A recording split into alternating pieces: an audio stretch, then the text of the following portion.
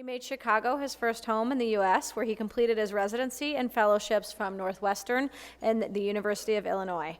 He's been at Mayo Clinic in Rochester since 2009 as a hospitalist with focus and interest in inpatient cancer care, symptom management, and improving patients' quality of life. He is a HIM consultant with a specialty focus in cancer care and is board certified in geriatric and palliative medicine. He enjoys teaching about hem-onc emergencies and cancer-related symptom management. Please help me welcome Dr. Rizvi.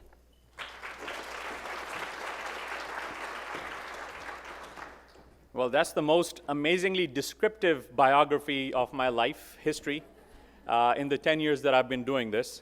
But first of all, good morning, you all. Beautiful, fantastic go-getters who have the willpower to resist the tempting sunny skies and sit here and hear me talk.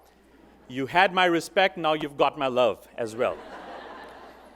All right, so there's a Rizvi talk tradition, which starts with kind of a panel picture of the entire crew. And so put up your best smile, people.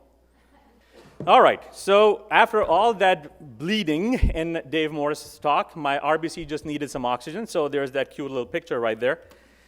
I have no financial disclosures. We'll just talk about some off-label uses of antidopaminergics, which has been a great find in our palliative care settings, and I'm sure Dr.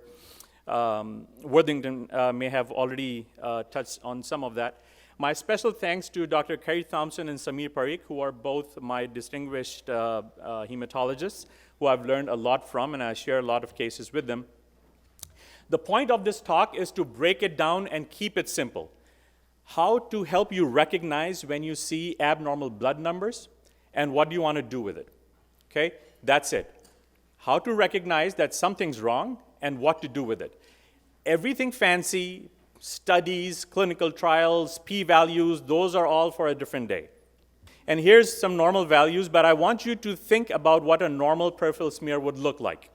So juicy, plumpy red blood cells right there with central pallor less than only a third of the RBC volume, a healthy-looking lymphocyte, a good, fat, juicy, segmented neutrophil, and a tiny, cute little platelet. So this is what your normal CBC would look like when we'll look at some abnormal CBCs and abnormal peripheral smears.